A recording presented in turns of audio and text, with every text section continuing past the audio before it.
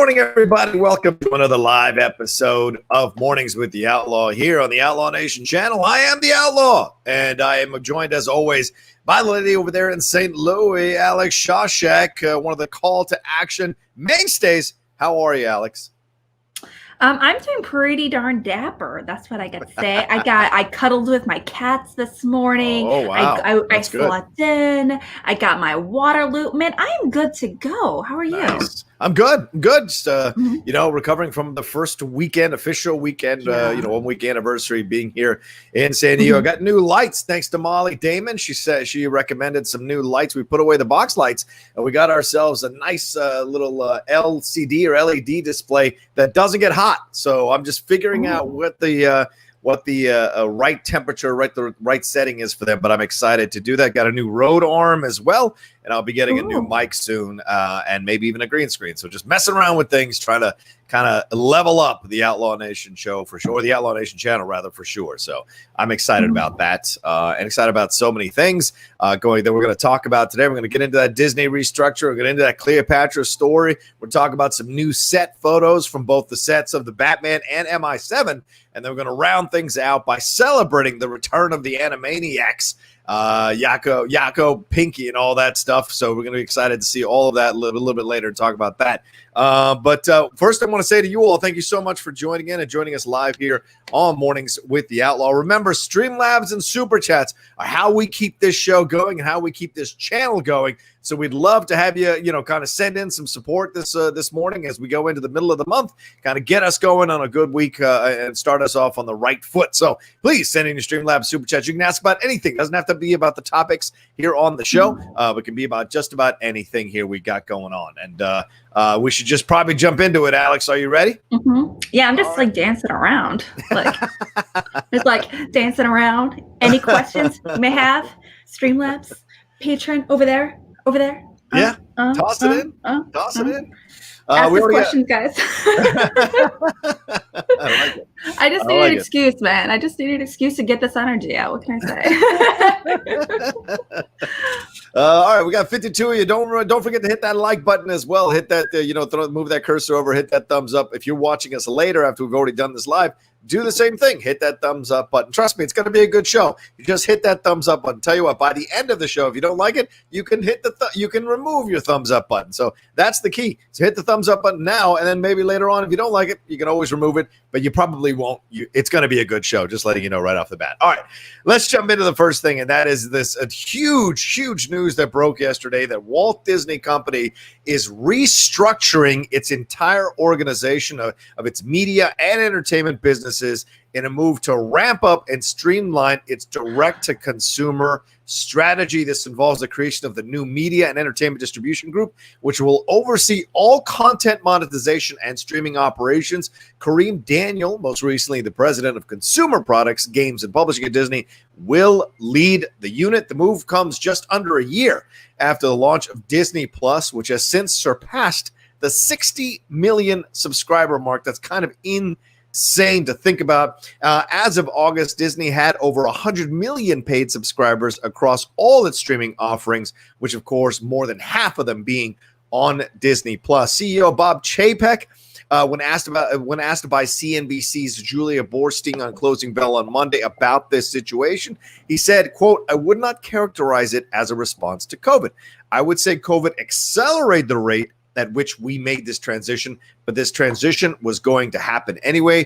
We are tilting the scale pretty dramatically towards streaming." And this, they go on to say that it notes that the company is looking at all investments, including dividends, as it seeks to increase its spend on new content. Chapek said the board of directors will have the final say on Disney's dividend payouts. And this all comes as a response to a number of investors in Disney pushing them towards this because of the lack of theatrical releases and the COVID situation. So under this new structure, the studios will continue to develop and produce originals for Disney streaming services like Disney Plus, Hulu, and ESPN Plus, and legacy platforms, but distribution and commercialization will now be centralized under this media and distribution group. So Bob Chapek want to say one more thing. Managing content creation distinct from distribution will allow us to be more effective and nimble in making the content consumers want most delivered in the way they prefer to consume it.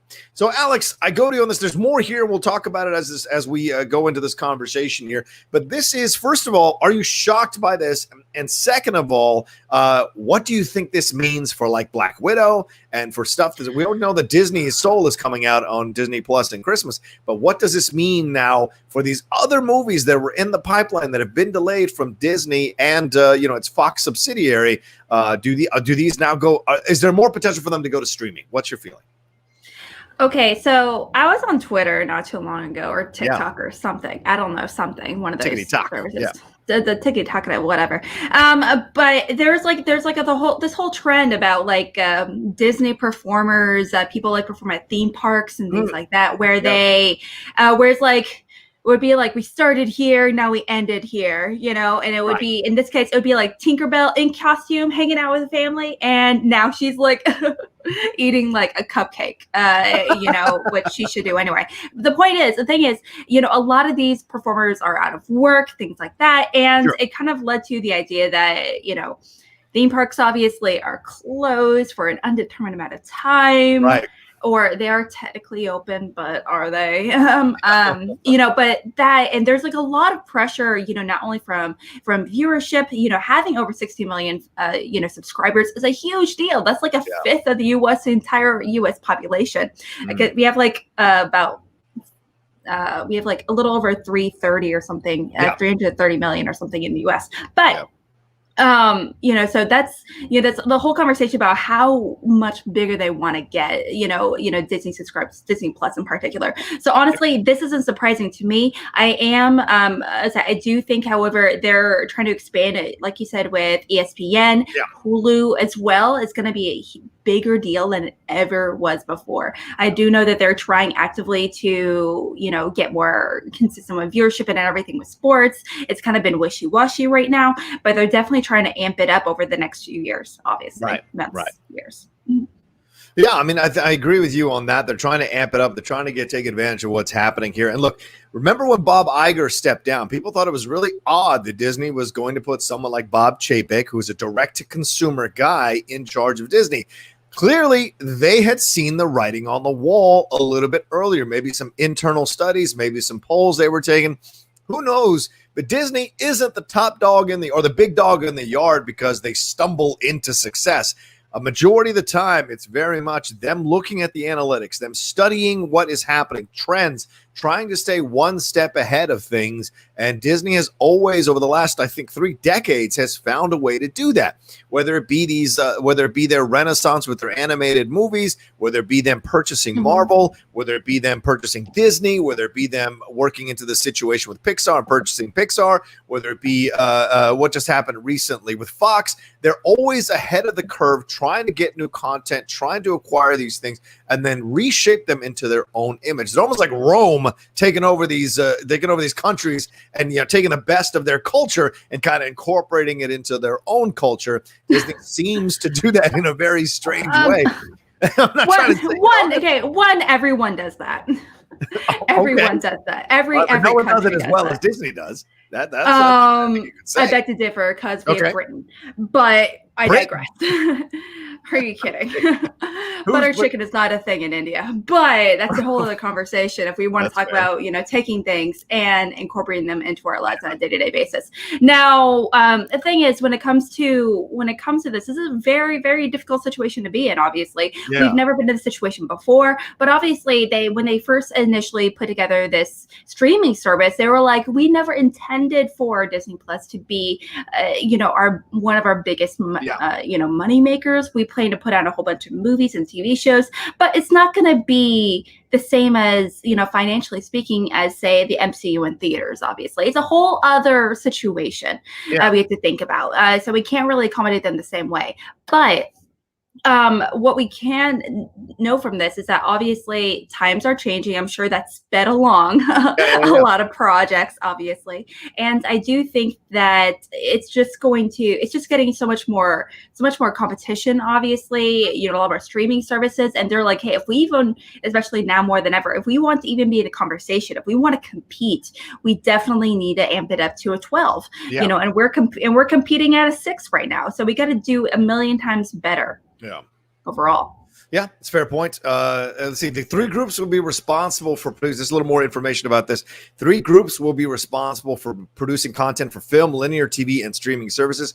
Studios, general entertainment, and sports are under the purview of Alan F. Horn and Alan Bergman, Peter Rice, and James Pitaro. The reorganization is effective immediately, and Disney's financial reporting will switch to the new structure in Q1 of fiscal 2021. This is a huge move. I mean, this is essentially a large shift, all of a sudden changing course very strongly. So this is shocking to see how quickly they want to put this into motion. The reorganization means that top leadership at the studios, general entertainment, and sports remains the same. As we said, with Alan Horn and Alan Bergman serving as chairman of the studio's content, Peter Rice will serve as chairman of general entertainment content, and James Pitaro as chairman of ESPN and sports content, with all five reporting directly to Bob Chapek. So this is just some interesting moves, some smart moves. What does this mean for the future of films, though, Alex? Do you think we will see less and less films come out theatrically from Disney and more films come dropping on their streaming services? I am pretty curious what is going to be the first massive movie, Disney big kind of situation that's going to be released on video on demand. Obviously, we can talk all day and night about how movies like Scoob and King of Staten Island are going to be, financial success, and that's awesome, cool, whatever. But is Black Widow going to be the first MCU movie? Is that going to be the first $100 million movie to get released on demand? Well, aside from Mulan, but we don't really like to acknowledge that because that was kind of made by Disney. But I am kind of curious what's going to be the first big movie, also with this being said, this is going to be, I'm sure more movies are going to be made more focused on the international audiences rather than specifically the American audiences, because obviously the American audiences in particular are the most, if you're going to be investing in a group of people to make money for, to make a movie for me, it's going to be the American audience, because we put more money into movies more than a majority of other nations outside of China. And it's kind of come here and there between us. Right. And so, I am kind of curious what's going to be the first massive movie that's going to come to video on demand for sure. Yeah, I mean, we've got Black Widows, we've got Eternals. There's a Doctor Strange is coming. There's a number of these films that are coming. Spider-Man. No Time to. Well, that's not Disney, but I mean that could be another one they could play around with some other company trying to be Britain to Rome. But this whole situation here, though, I'm curious to see where we go from here, because this is fascinating on so many levels to see them make these decisions. And it's like anything else, as where the big dog goes, most of the time the other dogs will follow. What does this mean now for the other studios, the other streaming services that have studios connected to it, HBO Max, what have you? What does this mean? Do they start kind of looking at the landscape and saying, maybe this is we're done here. Let's start focusing more on our streaming content, and only the big movies will be released in theaters. And look, I said this years ago on Collider Movie Talk one time, just looking at it all, it just seemed logical to me. Eventually these smaller films, these independent films, yes, it's nice for them to get a theatrical distribution, but in the end, it's not enough to sustain a studio. A studio is about business. It's not about art. It's about business. And especially when you get investors who are pressuring Disney to make this decision about their streaming services, because they were losing out, as you said, Alex, losing revenue from the parks, losing revenue from the movies, overall theatrical films that weren't coming out. So that affects the overall bottom line. Yes, each division is separate and has its own requirements and the classifications and demands, but overall it's about where the Disney dollar is. And the shares of Disney's stock jumped 5% on this news, so that's a positive, saying that they support Disney's move here to go into the streaming services or streaming line more and more. So that's got to be good for Disney overall in making this decision. Bob Chapek did say that the reorganization is going to cost some people their jobs. They don't anticipate it'll be on the level of 28,000 with the parks. And that's another thing, Alex. What do we do with the parks? What's going to happen with the parks now with 28,000 people being removed from employment or being furloughed? If these parks aren't coming back anytime soon, What do they do with that land? What do they do with these situations? Do they kind of wait this out till there's a vaccine, a full vaccine? I don't know. So many moving parts here, but I think Disney made a smart move to try to take advantage of the situation. Doesn't mean they can't change course later. Do you think they'll stick around with this, or do you think they will change course once theaters are able to reopen again? I think they're going to host a lot of private weddings. No, I'm just kidding. That's what's going to do. No, I'm just kidding. This is going to be a very kind of weird situation for them. Yeah. Now, there are so many people that work on these at these. Oh my gosh, I have a bunch of friends that work at different theme parks, you know, at Universal Studios, Disney, and things like that. I mean, heck, Mike Kalinowski, he was a performer at Universal Studios, obviously. Yep. You know, and there's a lot of people are involved, you know, in these, you know, everyone that kind of manages the individual stores, you know, people that, you know, help as far as the Imagineering team, you know, all that good stuff, you know, that professional roller coaster tester. How awesome would that be? Yeah. But at the end of the day, you know, I do think that they're just going to really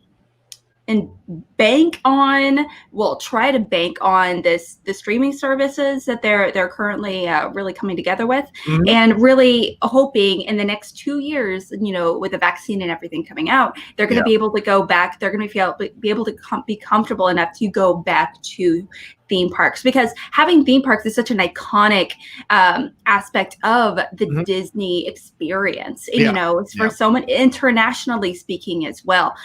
So, you know, if they really kind of decide, hey, we don't want to do this anymore, you know, if it's just something, who knows, maybe in 5 years as a culture, maybe theme parks are not going to be a thing. We're not entirely sure. But I think where they're just going to kind of hold off, and hopefully this whole streaming service thing like really works out where they're going to have enough money to really kind of save on the theme parks. Yeah, I mean, last week, activist investor Dan Loeb called on Chapek to end the company's annual $3 billion dividend to divert more capital to new Disney Plus content. Loeb's Third Point Capital is one of Disney's largest shareholders, and they bought more shares earlier this year in support of Disney's repositioning around Disney Plus. So this has been coming. The signs have been there, and the people who make a lot of money being aware of what's happening and reading the tea leaves and making decisions ahead of everybody else were kind of pointing the way. So you saw this with Loeb here. They released a statement saying that they are pleased to see that Disney is focused on the same opportunity that makes us such enthusiastic shareholders, investing heavily in the direct-to-content business, positioning Disney to thrive in the next era of entertainment. Next era of entertainment, Alex, it sounds to me like movies were nice. Now we've moved into streaming. And theaters were nice. Now we've moved into streaming. So that kind of scares me a little bit for theaters. And I think theaters should absolutely be afraid. I mean, with Regal shutting down their theaters until they can get new content in there, with AMC maybe having their loan called in and might have to file for bankruptcy, there's all kinds of unrest right now, all of a sudden off one pandemic in this country around these theaters. Just one pandemic, no big deal. Let's just like dial it down a little bit. It's just one pandemic, guys. Well, you know. Yeah, I totally know where you're coming from. You know, I know there's a lot of chat and everything about physical media and everything. That's fine. True. Cool. I'm not gonna buy a DVD forever. But all right. It's just not going to happen. Okay. The thing is, I also think it's something to consider is that more and more as time goes on, we're getting less people that are going to cable. Yes. And things like that. They're not getting attached to like the regular Disney Channel experience like I grew up with, you know? Yeah. And, you know, so, you know, as a result, you know, the Disney Plus is really becoming that experience. If you want to watch anything Disney related, if you want to watch reruns of Zack and Cody, whatever, go for it. But that's going to be on Disney Plus. Maybe it's not going to, and maybe they completely shut down their Disney Channel that's available through cable and kind of move forward through that, honestly. Just because, you know, people are aging out of cable, to be completely honest. I was talking to my dad. My dad's like 60 something and he's like, yeah, cable. And I'm like, man, you old fucking man, Jesus. Oh my God, whoa. And I'm like, it's like, I love my dad. He knows this, but he's like, yeah, he's a stubborn guy when it comes to his cable because that's the only thing he knows. Right. And so it comes down to stubbornness and doesn't want to learn anything new. And so Yeah, so it kind of comes down to that. I think obviously, I think that part maybe is going to be shutting down, where access to that Disney Channel experience is going to be gone for anyone that has cable, and moving on to the subscription service exclusively here pretty soon. Right. Yeah. I think that's the thing. In the end of the day, they're going to be forced to have to go to this thing, because I think cable companies are also. That's a great point to bring up, Alex. Cable companies might also be incredibly scared about what's happening. I mean, I'm about to finally, once and for all, cut the cord. I'm like your dad a little bit. I'm an old man holding on to cable, even though I have streaming services as well. But eventually, you got to hit that wall, and you're like, you know what? What's the point? It's just no. Just, the casual nature of turning it on and flipping channels, those days are pretty much coming to an end. And you almost feel like a prehistoric person all of a sudden if that's what you do with your cable, because so many streaming services are out there for you to specifically get certain channels and enjoy those certain channels and be done with it. So yeah, absolutely. So you make a really, really good point in that avenue. I do want to wrap up by giving some love to Kareem Daniel. A gentleman has been there at Disney for 14 years. He was the former president of Consumer Products, Games and Publishing. He'll be in charge of making sure streaming becomes profitable as the company continues to invest heavily in its various streaming products. He'll hold the reins to all of the company's streaming services. That's a lot. And domestic television networks as well, including all content distribution, sales, and advertising. That's a hell of a thing to take over as well. And he'll be also responsible in part for making big decisions about Disney theatrical and streaming release schedules going forward. So Kareem Daniels will be involved in that as well, deciding when things are going to be released, when not things are going to be released. Bob Chapek said consumers are going to lead us. Right now, they're voting with their pocketbooks, and they're voting very heavily toward Disney Plus. We want to make sure that we are going the way the consumers want us to go. So this is where we get into all of this here, Alex. And Kareem Daniel also helped out with the parks. He spent 14 years, as I said, with the company in various positions. He helped transform Disney's Star Wars property into the two Star Wars Galaxy Edge lands in Disney World and Disneyland, as well as aiding in bringing Toy Story Land, Pixar Pier, and Avengers Campus to the parks. Chapek said Kareem is an exceptionally talented, innovative, and forward-looking leader with a strong track record for developing and implementing successful global content distribution and commercialization strategies. This is also a positive because Kareem Daniels is an African-American man. And so I love the fact that he's being handed control of a large section of Disney's success going forward. This is going to be something positive to have out there in the world of business. So I'm 1,000% excited about that particular section of this. I don't know what it means for theaters. I think it's pretty much you can start putting the time clock on those theaters. I don't know what it means for cable. You can put the time clock on the cable. It's just going to be big movies being over there, which is something I said years ago on Movie Talk. So it's weird to see it coming to fruition so quickly. I thought 10, 20 years down the road this was going to happen. Not so fast. So, wow, it's incredible to think about. Any final words, Alex, before we get into these Streamlabs and Super Chats? A lot of people got comments on this. I do want to just reaffirm to people in the chat. No, I do not talk with my dad about like that.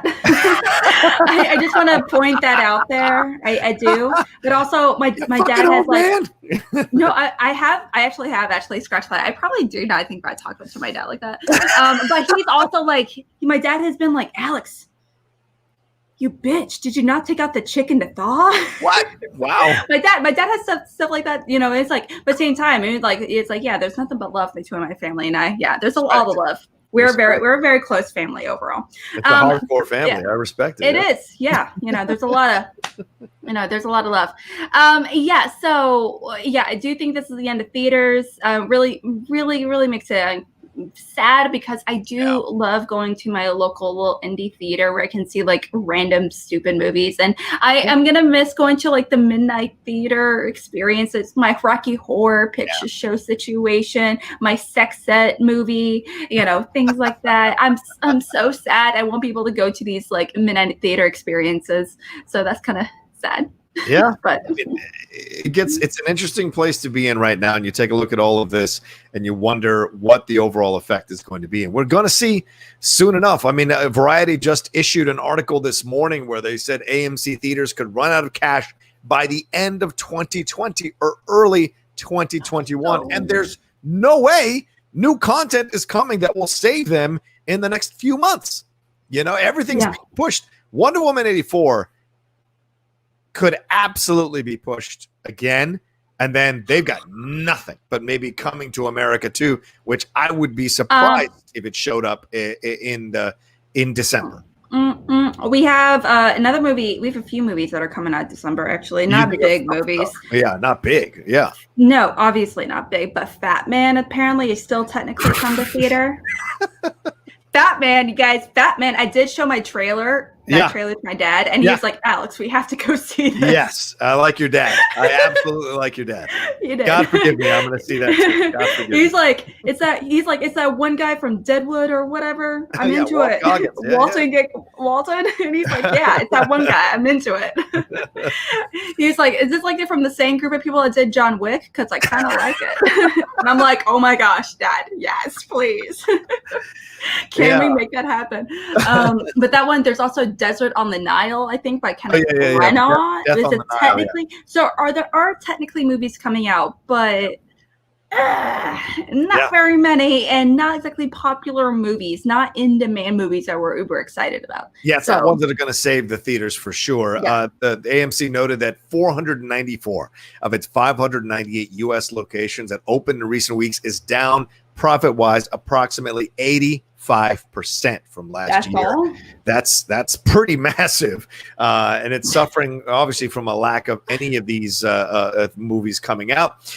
This is from AMC. They said, given the reduced movie slate for the fourth quarter and the absence of significant increases in attendance from current levels or incremental sources of liquidity at the existing cash burn rate, the company anticipates that existing cash resources would be largely depleted by the end of 2020 or early 2021. Thereafter, to meet its obligations as they become due, the company will require additional sources of liquidity or increases in attendance levels.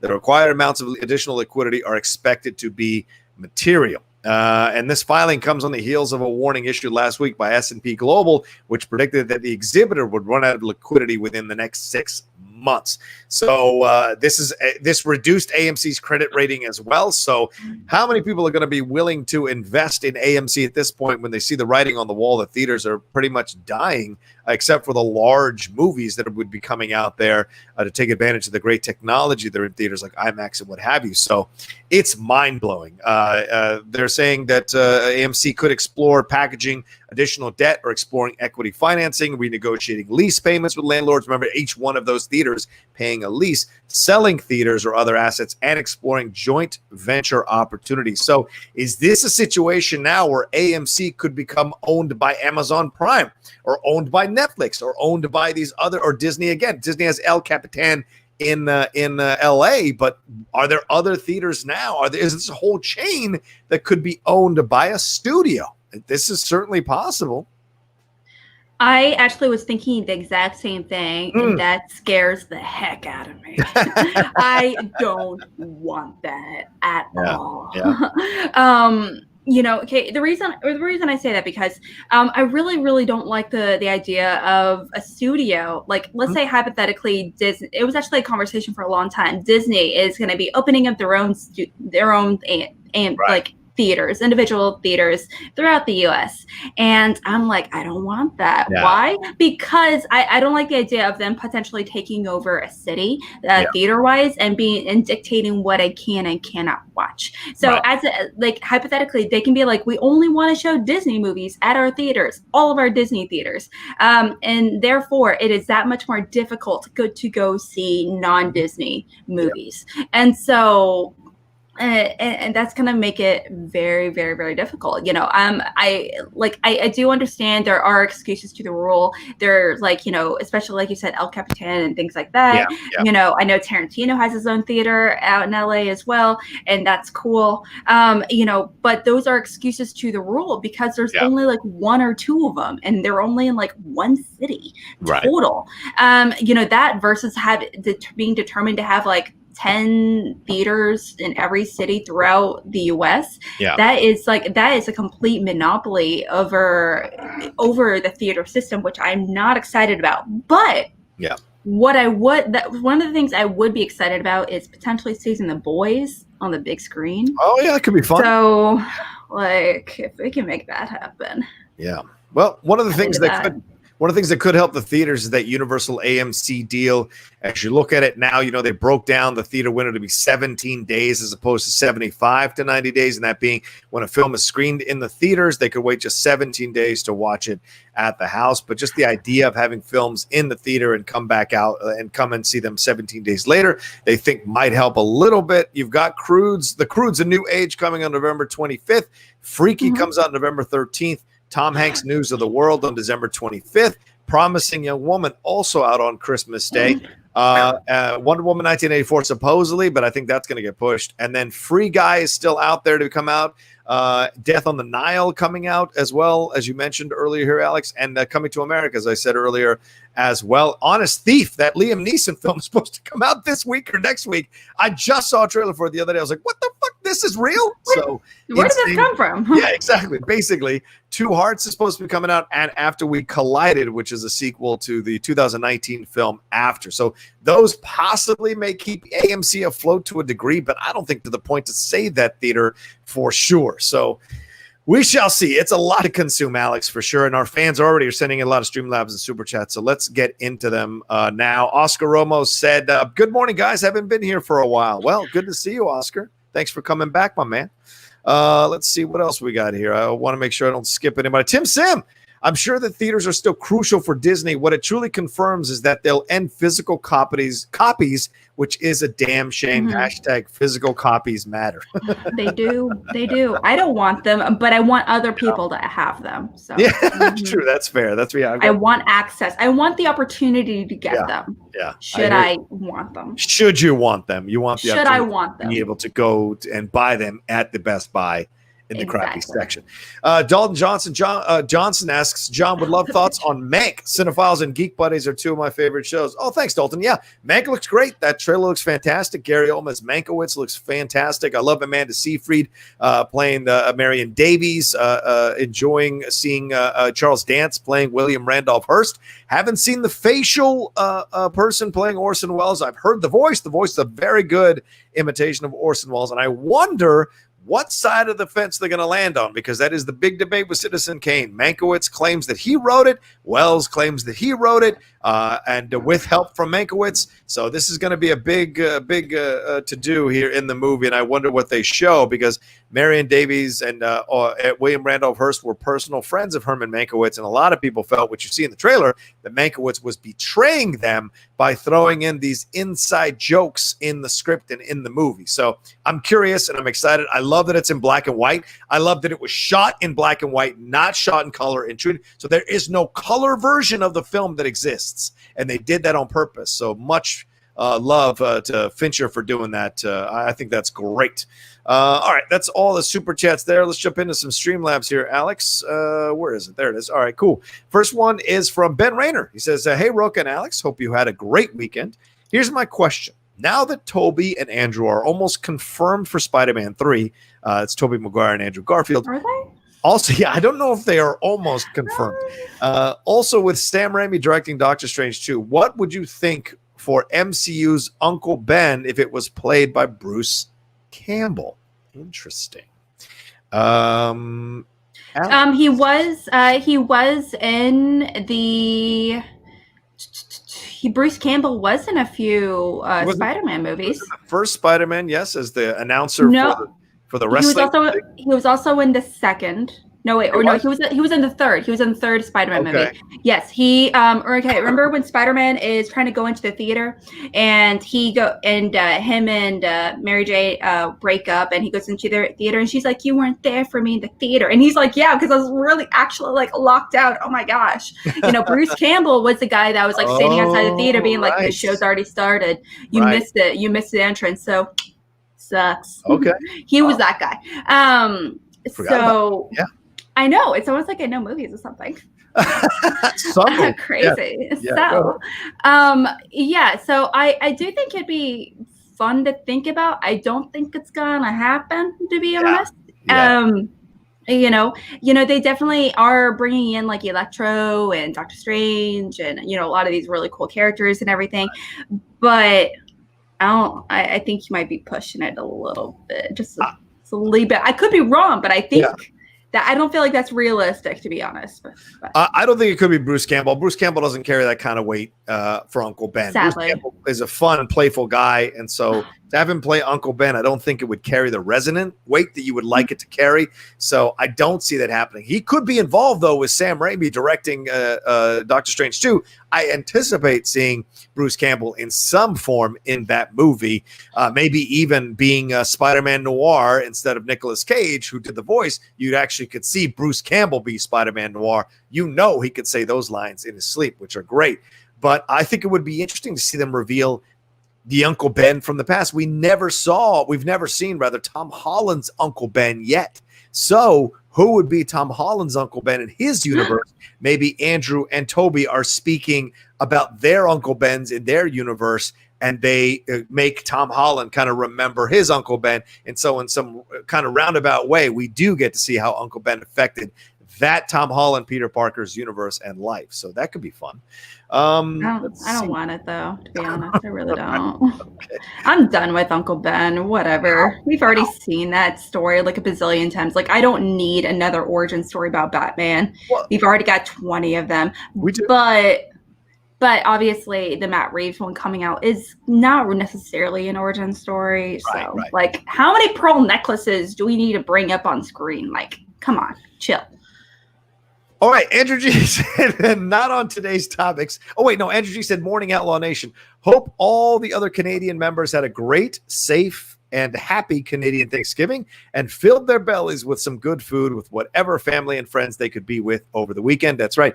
Canadian Thanksgiving happened over the weekend. MCU Spider-Man 3 around today. Not official, but what do you think? I wouldn't mind them being back for their own movies.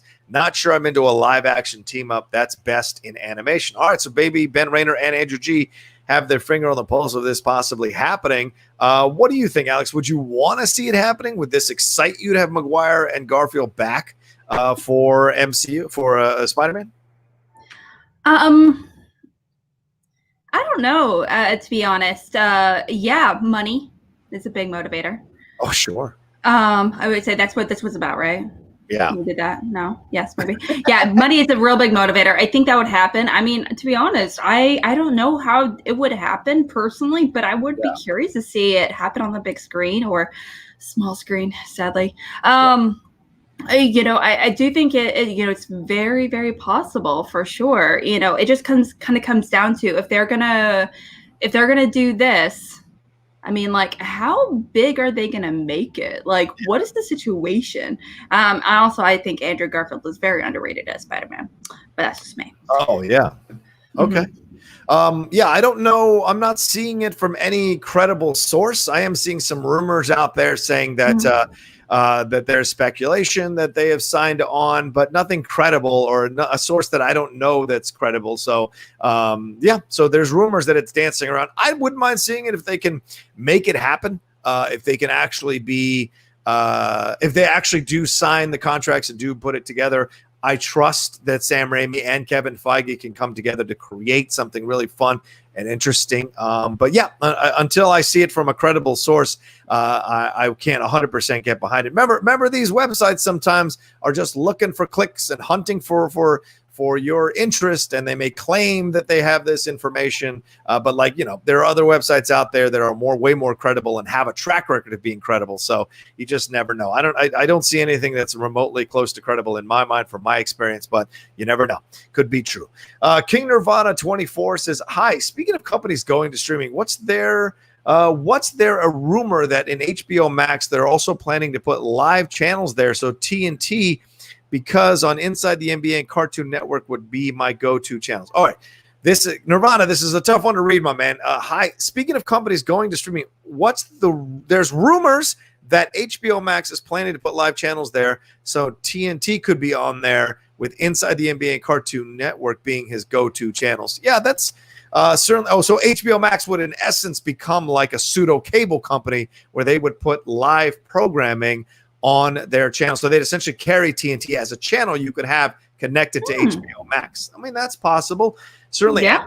Amazon Prime does that, right, Alex? You can sign up for HBO through Amazon, and then you're watching it on Amazon Prime, not on an HBO app or HBO anything. You can watch HBO through Amazon Prime. Yep. Yeah, that's how we had a few services. That's why we had Stars, or was it Showtime? Personally, in my house at least. But yeah, I definitely think that's possible. I mean, no reason why not. Yeah, yeah. I don't think TNT has a streaming service from what I know. I know AMC recently lost which one, and I'm kind of tempted to get that one, but I can't justify more money personally. Yeah. But I definitely think it's possible, but also Cartoon Network. Yo, oh my gosh. I would pay stupid money for Cartoon Network streaming services. Yeah, that's stupid fair. money. Stupid money. Space Ghost. Coast to coast. Coast to coast. Give it to me.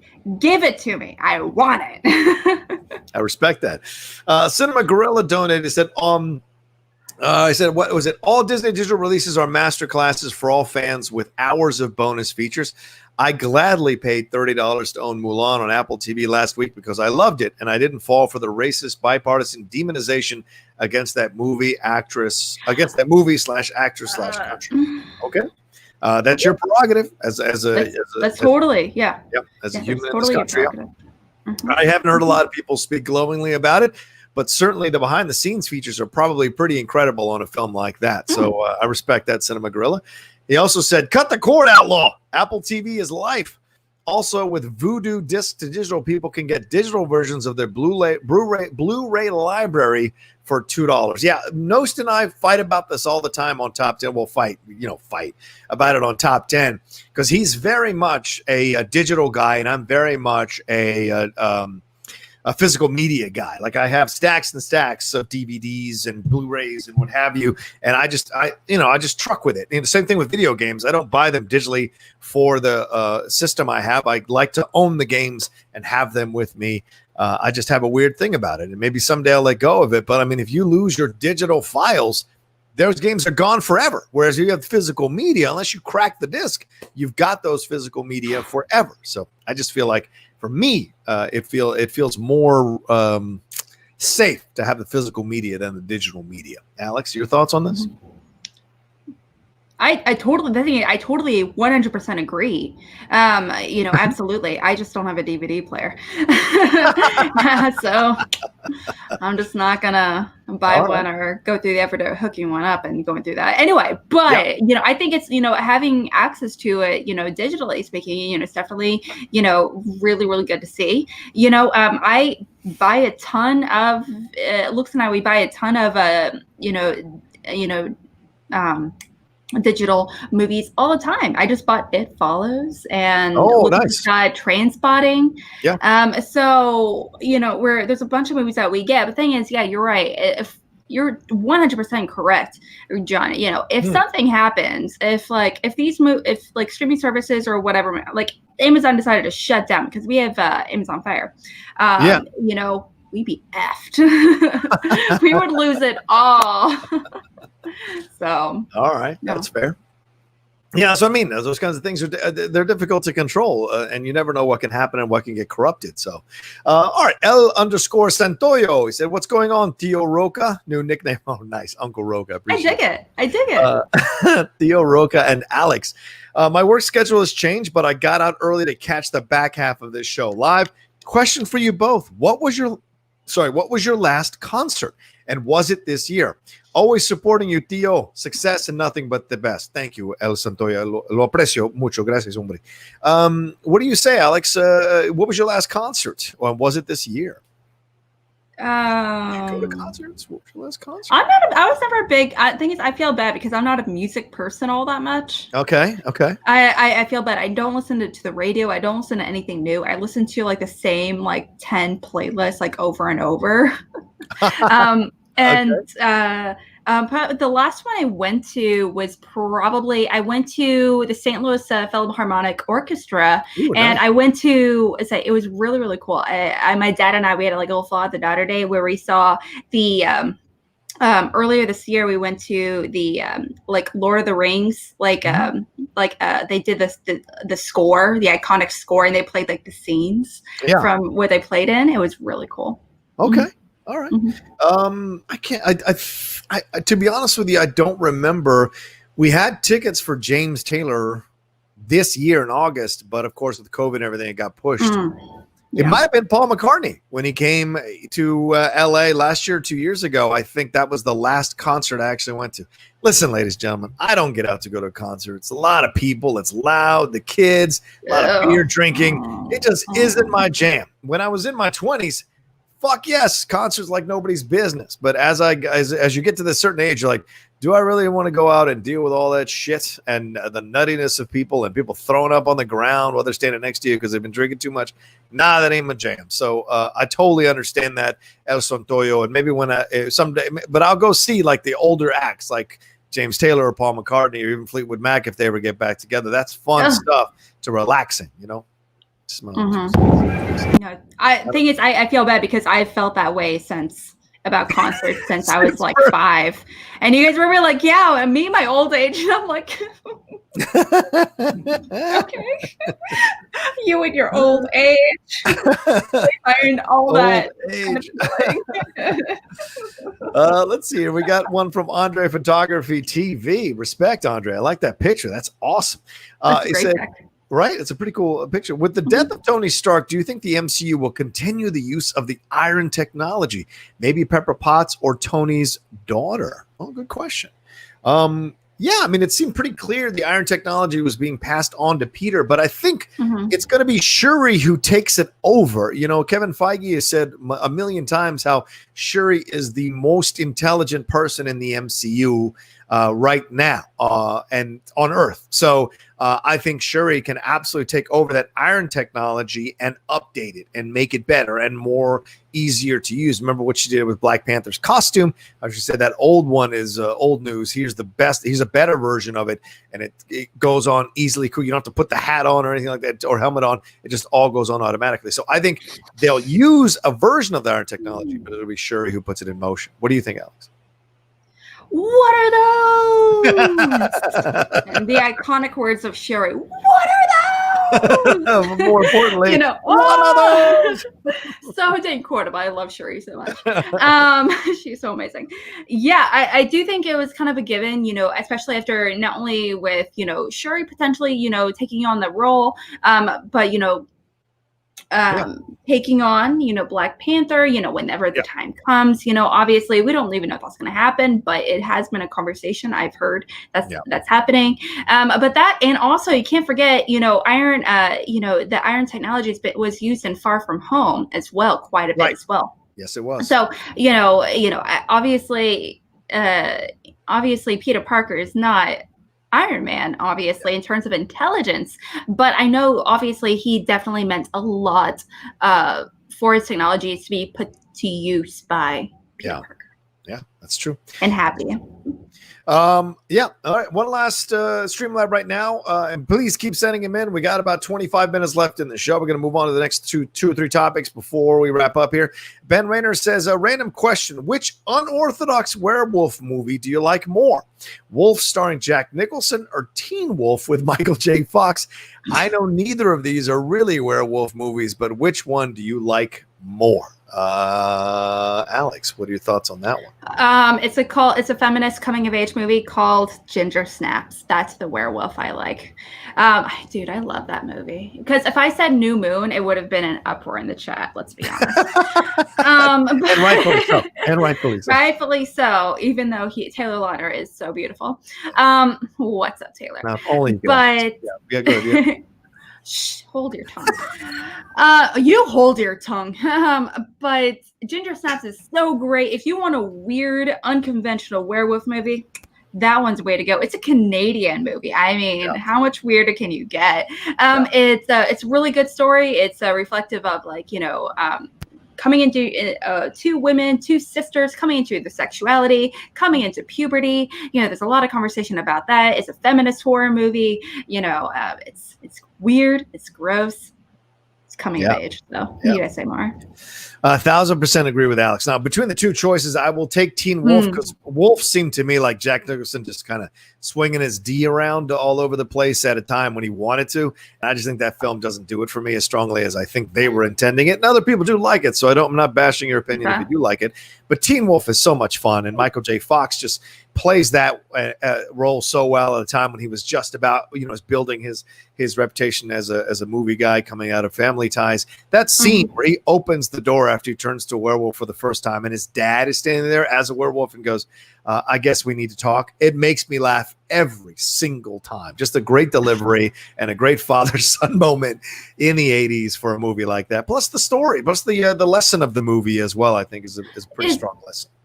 Is that the movie where there's like a little homophobia? I don't know. Is there a little homophobia? Oh my gosh, there's a werewolf movie. I can't remember what it was. There was a werewolf movie that I saw where pretty much there was like a group of high school boys, and they were in the shower trying to inspect a wound or whatever, and like some other guys came in them and saw them doing that. They made a bunch of gay jokes, and they were like, we would never do this, blah, blah. And it was like a whole thing.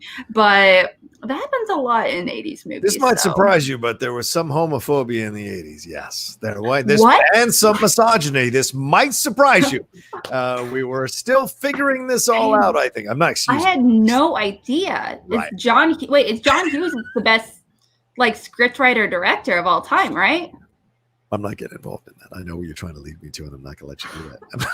The worst. Oh my gosh, guys. It's so bad. No, stop it. So bad. It's great. It's fine. But I 1,000% agree with Alex. Ginger Snaps is a great series. And Catherine Isabel, I had the maddest crush on her for a long, long time.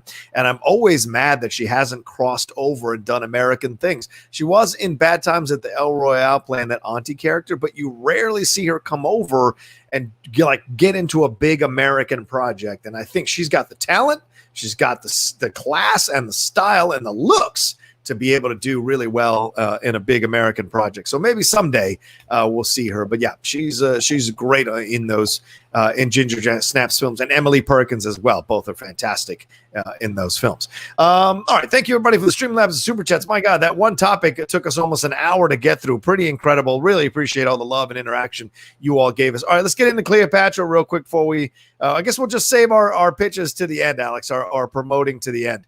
Since we're so close to the end of the show. What's going on with Cleopatra? Oh my gosh. Guys, sit back, eat a bowl of popcorn, because we're going to watch in for a huge flippin' epic. Patty Jenkins. Yes, you know her as the lady that did Monster. You also know her as the lady that did Wonder Woman and the upcoming Wonder Woman 284, whatever the technical title is.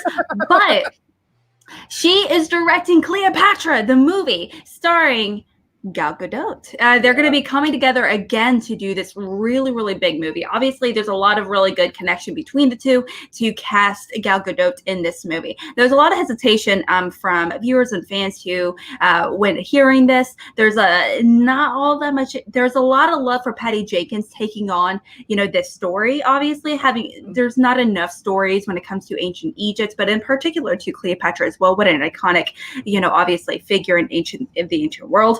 But also, there's a lot of hesitation for Gal Gadot as well. Obviously, we haven't really seen her do too much. We do know that outside of Wonder Woman, with that random Fast and Furious movie, she did Jewel of the Nile. But we haven't really seen her really display her acting prowess all that much outside of Wonder Woman. So there is a little bit of hesitation with her being cast. Now, John, I am kind of curious. What are you thinking of not only this casting decision, but also Patty Jenkins, taking on this huge epic? Yeah, this is like a minefield to have a conversation about this because remember Cleopatra, the Richard Burton, Elizabeth Taylor film? It did well in the box office. It won 4 of its 9 Oscars, but it almost sank the studio because of the cost of that movie. We just saw a terrible remake of Ben-Hur a year or two ago that had no business existing. And I get where the intention of this is it's time to stop painting Cleopatra as this seductress, give her more love, for the power that she was. And certainly Rome, the TV show Rome, when Cleopatra was in it, they portrayed her as a very strong, powerful character who's more than capable of running a nation. So in that vein, I'm excited to see them explore the Cleopatra angle, or Cleopatra story from that angle. Absolutely. And I love Patty Jenkins. And like you said, she's a great job with Monster. Charlize Theron won an Oscar off doing Monster. She did a great job with the first Wonder Woman, and certainly kind of pushed back on a lot of people who were concerned about Gal Gadot being cast as Wonder Woman. But nothing Gal Gadot has done outside of Wonder Woman, where she's been a lead or a co-lead, has done well financially. So to me, I'm a little, and I don't mean those Fast and Furious movies. She's not part of the ensemble. She's not a co-lead on those movies. For me, I'm concerned about this exposing her acting limits. It'll be an incredible challenge for Gal Gadot to take on this character, but I hope they write a character with depth and complexity and nuance, and not just we rule. There's got to be more to an epic than just that. And I hope, and I think, I'm not encouraged by the person writing this, because the person writing this wrote Alexander, which was terrible. What else did they write? I'm sorry, I don't have it off the top of my. Leda Kalogridis is writing this. They wrote Shutter Island, which I don't like, and they wrote Alita Battle Angel, which I didn't really come away with thinking it was a great script necessarily.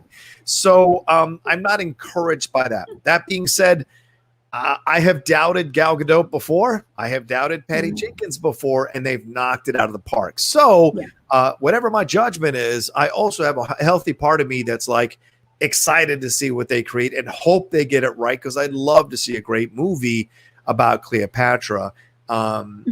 But is it the right time, Alex? Do we fucking care about a movie about Cleopatra? People are struggling to put food on their table and work jobs to pay their bills. Did they really care about a rich queen in Egypt who kicked ass? I don't know. What do you think?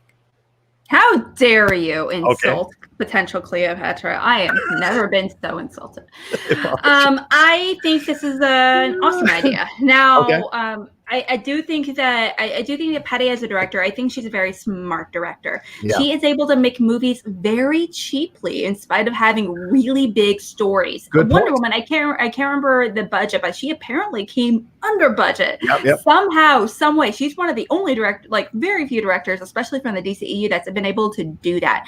Now, I kind of liked Shutter Island. I know there are some large people who liked it. I don't love it, but I really, really liked it for what it was, as a nice little mystery, psychological mystery. Sure. So I really enjoyed it. Thing is, I do think this is actually a really good idea, because I think, I do think that this is not going to be a massive financial epic. This is not going to be a huge financial temple. But also, like I said, smart director. I'm not super mega excited about Gal Gadot. I am confident in her for what she's going to do. I do think it's going to be a very complex character. I am really much more curious about who's going to be, potentially Mark Anthony or Caesar, whatever. I mean, because those are also massive roles. Are they going to go into her origin story? Are they going to talk about her rise to power? Are they going to talk about how she was married to her brother for a hot minute? Or how she killed her brother in that hot minute. There's a lot to kind of dive into about her, because she has such a complex, huge history, her in particular. So there's a lot to really dive into. Thing is, because, Gal Gadot, we don't really know, we're not able to, we're not as excited about her taking on the role in particular. I am much more excited about the possibility of some other people, being involved. Like, how hypothetically, what if Patrick Stewart was Caesar? Wow. I don't know. Could you imagine? I'm just whipping that out there. Timothy Dalton played Caesar way back in the day. Yeah, true. Billy Zane played Mark Anthony. Billy Zane. I remember. Can you remember? But I am really curious to see how they're going to be tied in as well, because obviously she's not as strong as an actress from what we've seen outside of Wonder Woman. So they are going to have to surround her with a great ensemble cast. Right. Yeah, Sony Pictures, Amy Pascal and Scott Rudin have been developing an adaptation of the Stacy Schiff biography, Cleopatra, for a while now. Angelina Jolie was attached, and Lady Gaga was later rumored possibly after the Oscar-nominated performance in A Star is Born. They were talking to James Cameron, Denis Villeneuve, David Fincher, and it's gone through many rewrites, the latest being David Scarpa, and then Eric Roth, according to Mike Fleming Jr. By the way, we're getting this as an exclusive from Mike Fleming Jr. over there at Deadline. According to him, Eric Roth is working on it. So there are 2 Cleopatra movies possibly in motion here. We could see Angelina Jolie or Lady Gaga versus Gal Gadot's Cleopatra in 2 separate movies, kind of like Deep Impact versus Armageddon, or any other movies that have come, the Capote versus Truman. Like, that's a possibility. So this is a very interesting situation come down with Cleopatra. For those of you who don't know, do your research on Cleopatra. She was the daughter of Ptolemy and ancestor of the leader of Alexander the Great's army. What else? I don't know. You do your research. You know about Cleopatra. If you don't know about Cleopatra, do your research and find out. So yeah, we'll see. We'll see. Yeah, go ahead. What were we gonna say? Well, there is a lot of I have read a bunch of comments as well. There's a lot of kickback about her being cast in particular. Now, obviously, she's not an Egyptian actress. Oh, right, because she's not an Egyptian actress. Good. Yeah, but also historically speaking, Cleopatra wasn't Egyptian either, so she was great. Good point. Greek. Yep. If you want to be historically accurate, you want to cast a Greek actress, right. Who is apparently very pale. Obviously, I am kind of curious. I would like them to cast I really am curious to see how this is also going to really come up in light of, the Oscars, Oscars situation where they're like the cast has to be so diverse. The behind the scenes people have to be so diverse. True. True. So I am kind of curious really how that's going to be not really combat, taking consideration when putting together the behind the scenes people and the casting and everything for this movie in particular, because it is such a big story. It's not all white. It's not all black. It's, it's a really healthy mixture of a lot of different races. Egypt, we talk about Egypt now, it's not reflective of Egypt in ancient times. Right. Egypt was a huge difference. So it's, we can't, so it wouldn't be historically accurate at all to be like, well, we need nothing but Egyptian actors in this movie. So it kind of depends on, I'm really curious about the approach to this movie casting wise as well. Yeah. Fair points. All fair points. Absolutely. Let's see here. We got a couple of streams. So we'll see what happens. Obviously, we'll see who wins the race. We'll keep tabs on it. So we'll see what happens. All right, let's jump into some Streamlabs real quick before we jump into our last story. We'll have to jump over some things real quickly. All right, Canada Rock says, Alex, did you just call Canadian things weird? My heart is breaking. Sad face. But I want to second your Ginger Snaps recommendation. There you go. So it's so good. Okay, and I also just want to point out is that a lot of my favorite cult movies are Canadian. So I naturally associate a lot of cult movies with Canadian theaters. So and weird's not necessarily bad, right? Weird. It means 9 times out of 10, weird means something wonderful. Yeah, there you go. Something wonderful. All right. John Doso says, so Severus Snape versus Bellatrix Black fight to the death. Also, to dumb it down for me, is Disney trying to be more Netflix, essentially. Disney doesn't have to be more Netflix anything. Disney does it walks its own path. So, no, I don't think they're trying to be Netflix. They're just doing their own thing. All right, who you got? Severus Snape or Bellatrix Black? Who you got? Who you got? One, I hate them both. Wow. But all right, strong. Severus, yes, but it's Severus. Severus is a better dueler overall. So he's just generally much more powerful. Bellatrix is definitely very, very powerful. However, she was killed by Molly Weasley. So yeah. Right. True. Not the best dueler. Yeah. Duelist? Duelist. I think duelist. Yes. I think that's tomato. Regardless, you know what I meant, guys. So Severus Snape. I'll always take Severus Snape over just about everybody, really. He's except he's not a great person, but whatever. Even over what's his face, Gary Oldman, Sirius Black. I think I might take Severus Snape over Sirius Black. That's for sure. Yeah, because he's a better duelist. Duelist. Tomato, my dude. Whatever. Fair. Cinema Gorilla also said Patty Jenkins' first student film was funded by my mentor, a Latino Jewish director at Warner Brothers, and her getting the Wonder Woman was also thanks to his suggestion. This is why representation matters all around, because others lift others. These careers take years. Yeah, I'm sure that your mentor certainly putting in a good word helped. I'm sure she got it also by her credentials and by her talent. And by her work. So, yeah, I'm sure that was part of it, though. All right. And let's see. Jason Earhart sent in a super chat, rather. He said, hey, John and Alex, have to agree. I like Patty Jenkins, but Gal Gadot has me worried based on her serious lack of acting ability. Accent issue in Wonder Woman. Look, I didn't have any accent issues in Wonder Woman. I didn't think she was bad as an actress in Wonder Woman. I think that's probably her best thing she's ever done. I didn't like her in that Keeping Up with the Joneses film with John Hamm. Woof, that was bad. And I think she's the kind of actress. Let me get this clarified. Let me clarify this so it's not gender specific. I think she's the kind of actor that is limited by the person she's working with and the script. There are other actors who can overcome that, but I think she's not one of them at this point in her career. We shall see. I definitely do agree to a certain extent, Jason. I don't. When I read her accent because I personally have not met too many Israeli people, with accents personally, right. And so when I heard her accent in Wonder Woman, I heard that accent. I'm like Amazonian accent. So that was where my mind went for the movie for the movie at least. So but Patty Jenkins is wonderful. Yeah, I'm kind of curious about her acting ability because she does a lot of model acting, if that makes sense. Sure. Music video acting. That does make sense, yes. In doses, it's good overall. This is what limited Madonna. Madonna could act in her videos for sure with 4 to 6 minute videos. You put Madonna in a 2-hour film, an hour and 45-minute film, or 90-minute film, she's a very limited actress. I mean, League of Their Own was her best performance, and that's her just basically playing a version of herself, a New York version of herself. So you can't give her too much. Yeah, well, a funny version, sure. That's why I give Eminem so much credit. He did 8 Mile. He's like, that's it, I'm good.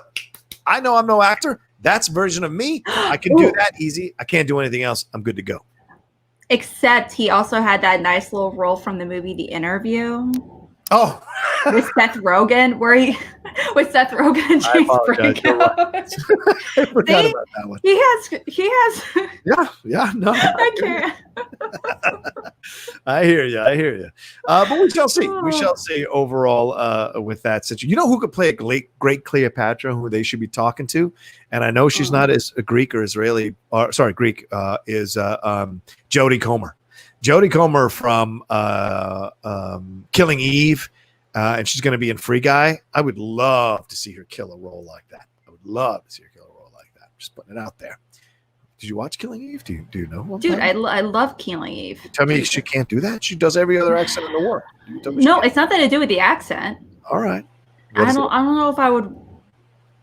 I don't know. I don't know. I mean, okay. It's just. Okay. Just put it out there.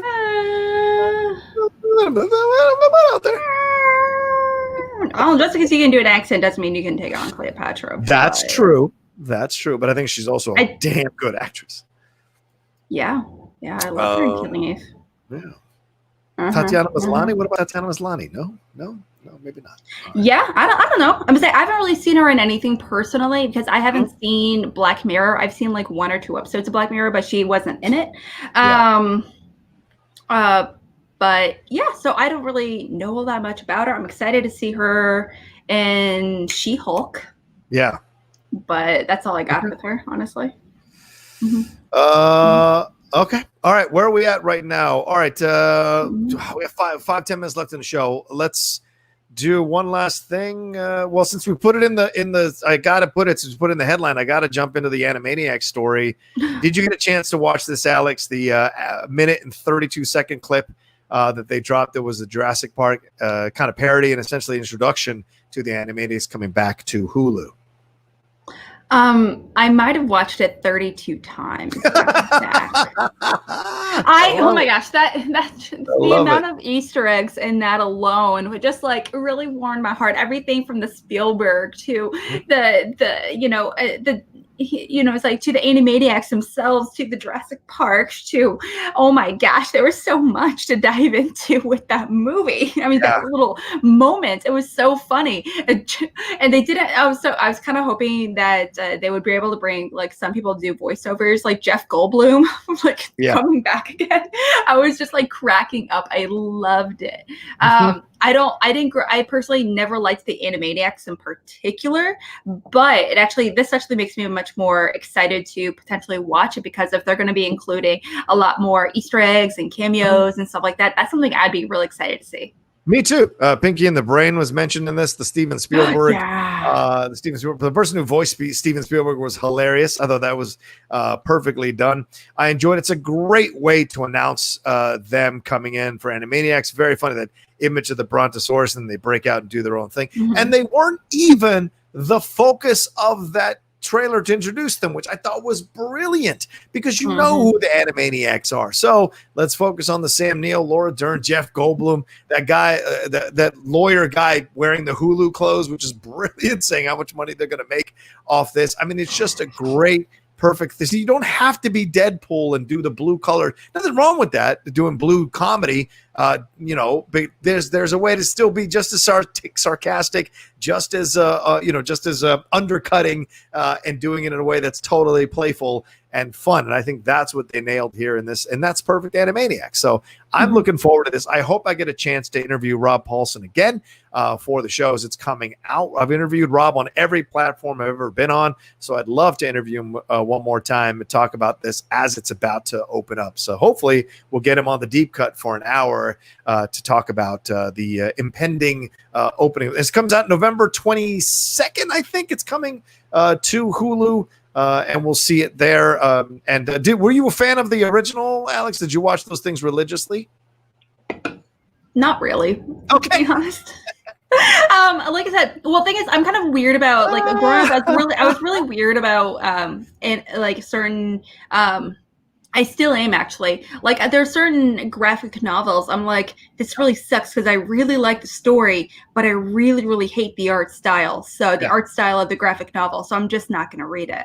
And I feel bad because it bothers me that much. And I also apply that towards a lot of, cartoons and things like that. Like, I love the idea behind Pinky and the Brain, something about the aesthetic, the visual, that, and also Beavis and Butthead. Oh God, I can't with that show. I think I think the jokes and everything are funny, but the style of the cartoon itself makes me uncomfortable. It's weird. It's like a very specific style that I'm not a fan of. So I can't watch it. Okay, that's fair. I'm going to bring something up to get your reaction here. And by the way, it's 13 episodes coming out for Animaniacs. That'll be on November 20th. It's coming out on November 20th. So look for that coming soon. Real quick, Alex, I wanted to throw these up and get your reactions. These just dropped now. If I can get them onto, what the hell? Oh, yeah, that's the video. Sorry. If I can get them onto the screen here, I want to see your reaction. We just had some set photos drop this morning from the set of The Batman that have more with Colin Farrell and more with Zoe Kravitz. There are a couple of pictures here. There's the one, Zoe Kravitz. There's Colin Farrell, unrecognizable as the Penguin. Zoe Kravitz there in the middle, obviously, as Selena Kyle. They're at a funeral, it looks like, there. So, and then you have more here. There's Colin Farrell, legitimately unrecognizable in that role there. And we're getting more. Let me see if I can bring up another one with Zoe Kravitz here as well as Selena Kyle. What are your thoughts when you're seeing this? Does it excite you? Does it get you into the mood, into the vibe of this thing? I have seen, yesterday I saw pictures of Selena Kyle in that gorgeous little top hat situation because she looked fabulous. Right. And I have to say, what's up, Twilight? That hair is giving me life. Yo. That hair, I want that hair actually. Yeah, I'm getting some serious vibes from this and I'm so into it. Oh man, this is like Batman Returns, Selena Kyle. Right. That's with the leather jacket and everything with the nails. Oh, I'm so into it. John Turturro over there. What's up? Oh yeah, John Turturro, right there. Yeah, he looks so cool. I'm still kind of iffy on Colin Farrell just because it's like to me it looks very clear where his face pieces are, essentially the prosthetics. Personally, I think so. Or maybe if they get up close in the movie, maybe it's going to be an actual scar. I don't know, but to me it looks very obvious. So I hope that gets smoothed out quite a bit. And I guess I wonder who's that going to be. Yeah. Who died? What's the significance of that death? Absolutely. And look who else is at this funeral. Paul Dano, the Riddler. They're hanging out, smoking, and maybe he's playing a photographer or something, or some kind of paparazzi there. I don't know.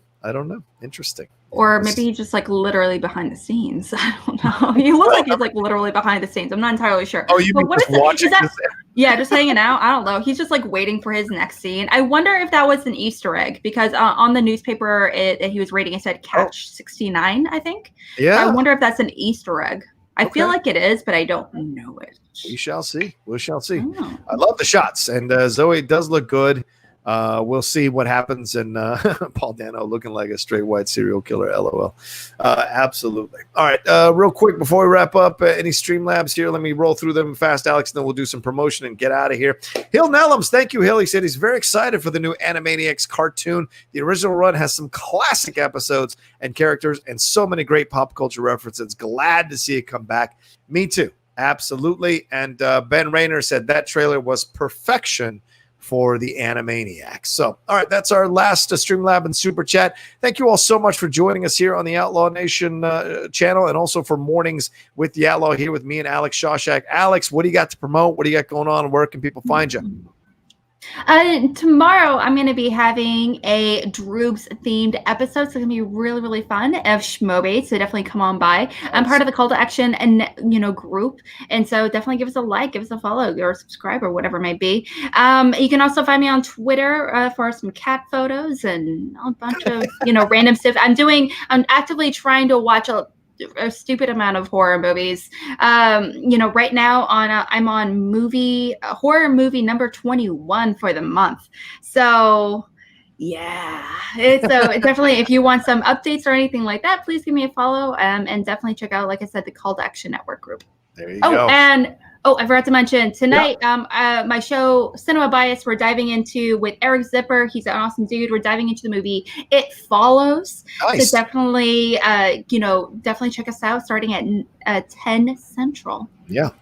Well, we had over 220 y'all watching us live, but we only had 100 likes. So please, as we're wrapping up here in the next 3 minutes, please hit that like button. If you haven't hit that like button, hit that thumbs up button. Give us some love. If you're watching us later, hit that like button as well. And also leave a comment. The more comments you leave, the more likes you leave, it elevates the visibility of this show and puts it there on the side for people who are watching YouTube shows about entertainment news to have it suggested to them. And maybe they'll come aboard the Mornings with the Outlaw crew and join us here every Tuesday and Thursday morning to talk about what's going on in the world of entertainment. Well, I hope we entertained you and you guys had a good time. Thank you so much for the Streamlabs and the Super Chats. And thank you so much for the comments. It's always fun to see the chat jumping and popping off and you guys going back and forth with each other, exchanging points of views on these subjects. A lot of fun to see.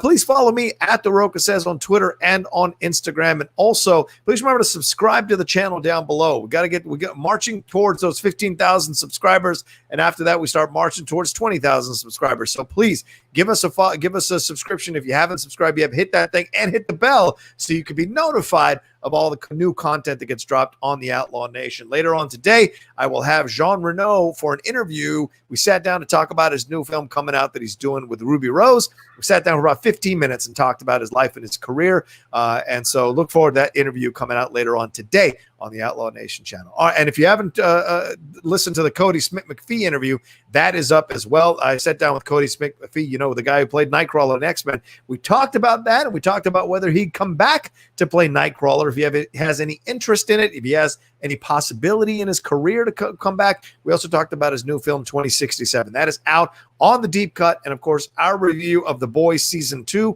the entire season, me and the Geek Buddies, we talk about that. That's out there now for you to watch on this channel as well. All right, that's it for us. Let's get out of here. Alex, have yourself a great rest of the day. You all as well. Don't forget SEN Live in about 9 minutes over there with Christian Harloff leading the crew, talking about all kinds of things. So make sure you join them there. And we'll talk to you next time on Thursday morning with a brand new episode of Mornings with the Outlaw. And what do we tell them, Alex? Gosh, guys, please, for the love of God, wear a mask. Wear a mask! Yeah.